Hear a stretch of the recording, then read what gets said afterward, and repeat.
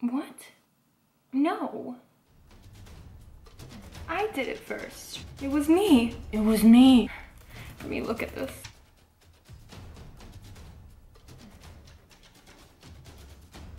One day ago, 5 days ago. It was me. I'm the original rose gold like the iPhone hair, not her.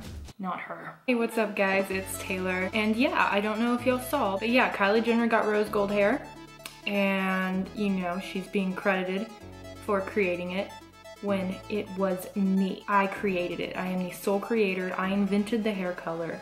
It did not exist before me. I really hope my sarcasm translates well with y'all. Yeah, I know I did not invent this hair color. Actually, when I got it done, the lady who was doing my hair, my stylist, she told me she saw it at Fashion Week and that it's going to blow up in a month or so and be the next new color. So I was like getting ahead of the trend. And boy, was she right, because 4 days later, Kylie Jenner invented the hair color that I had. So yeah, Kylie Jenner copied me.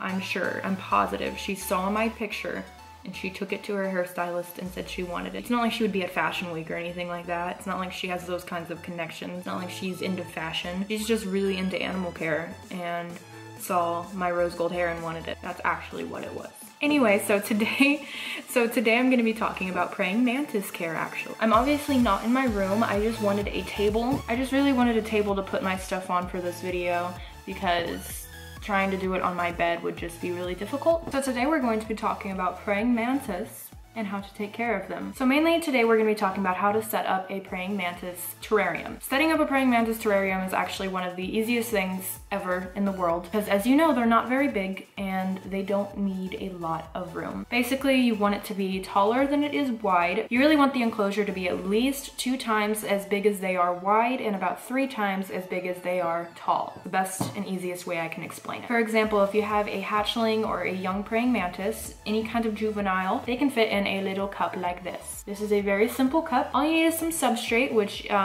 Eco Earth really does the best, the coconut fiber Eco Earth. And then you need some sticks for them to be able to climb and perches for them to hang upside down when they are ready to molt. A very simple setup. You want it to be somewhat ventilated so they can get some airflow and circulation in their tank and it won't be completely stiff and still. They do fine with room temperature. You don't need to, you know, give them a heater or anything like that. And as long as they get some sort of light, even if it's just your bedroom light, they're gonna be fine. You definitely don't need a lamp on them or anything like that. One of the best things you can do for your praying mantis's cage is just recreate their environment that they live in. In suburbs and cities, you will find praying mantis in gardens because that's where they like to live. For this video, I have a budwing mantis, which is one of the more common species of mantises, and I'm pretty sure it is a male. I'm not positive yet. You cannot successfully keep a male and female together their whole life. If they choose to mate, the female will eat the male when they decide to mate. So that's fun. It's really best to just limit it to 1 mantis per enclosure so they don't fight or get territorial or anything like that. So like I said, as a juvenile mantis, this is a perfectly fine setup. And for smaller species of mantis, this is actually gonna be fine their whole life. They won't require an upgrade. But I actually am going to be giving my praying mantis an upgrade. For today, I'm actually out of Eco Earth. I need to go buy some more.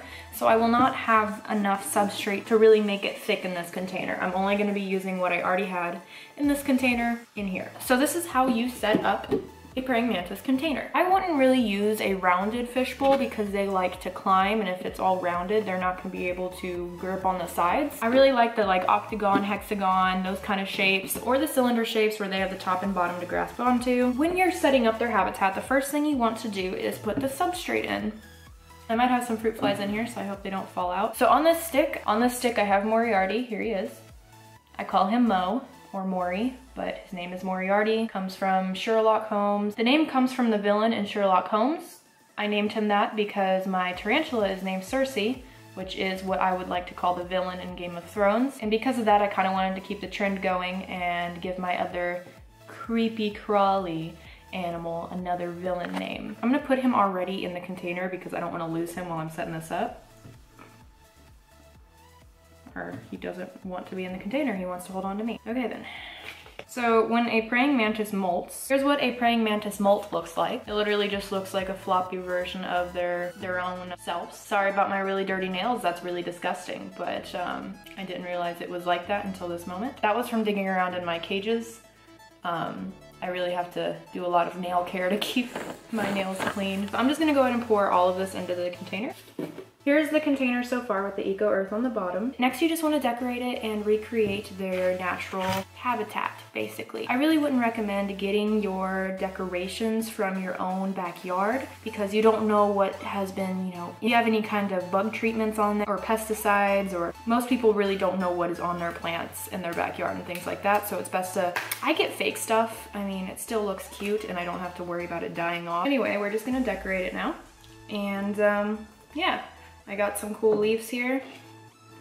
Just gonna put some things around in there, and you just wanna make it where he can have lots of opportunities to climb around. Some places he can hide, things like that.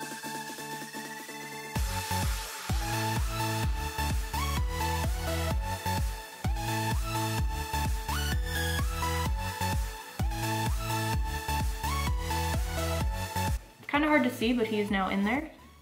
He's on this side. Now when it comes to lids for the tank, you have a few options. I have all three right here with me. First, you could just do a regular lid like this. Big issue with this is that you're not gonna get circulation. I really would recommend cutting little tiny holes into something like this if you're gonna use just a regular lid. The next options are these. There actually is a difference between these two things. This right here is a lid like this one, but this center right here is covered in wire. As you can see, you could like see through, but it has holes cut in it. So you could do something like this, but if you're going to be feeding them things like fruit flies, which you will, that's what they eat, there's a chance of them getting out. So if you're gonna do this, during feeding, I would put the regular lid on top like this to prevent the fruit flies from getting out. And this is the one I use, which is a regular lid. But instead of mesh, we're using a cloth, almost paper towel material. And this one is my favorite because even during feeding, it can just always stay on and the fruit flies can't get out, but the cloth material allows for ventilation to go through. And that is how you make a praying mantis enclosure. That's really all you have to do for enclosures. If you don't want to look for all these materials at like Walmart and Target and things like that, you can always go onto websites and get them there.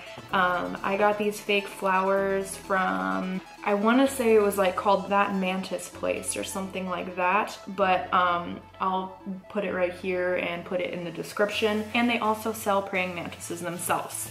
So if you don't know where to get one, I've never ordered a praying mantis from them or any website, so I'm not saying that I personally know how it goes when you do that. I just know it's available there. When it comes to feeding, as juveniles to young adults, they can eat fruit flies and that could be their staple diet and they will be okay. You can also feed them treats like honey and things like that, which are also things that they enjoy eating. When they're older, they can eat dubia roaches. I would stay away from crickets. Crickets can actually kill praying mantises because they can't digest them properly and it's just not fun. Instead, I'd stick to dubia roaches, larger species of flies, things like that. So yeah, you really have a few options when it comes to feeding.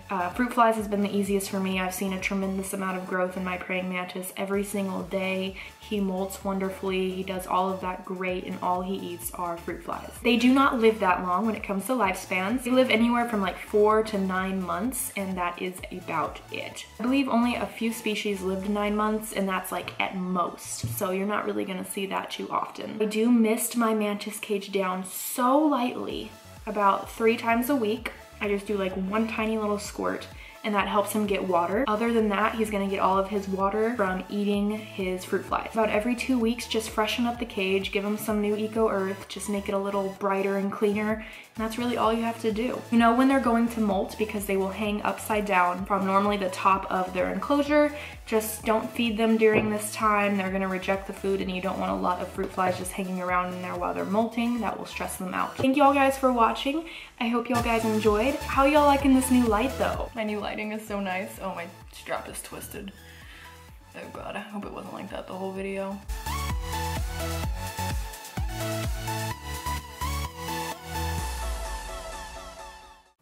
No, no, no. Girl.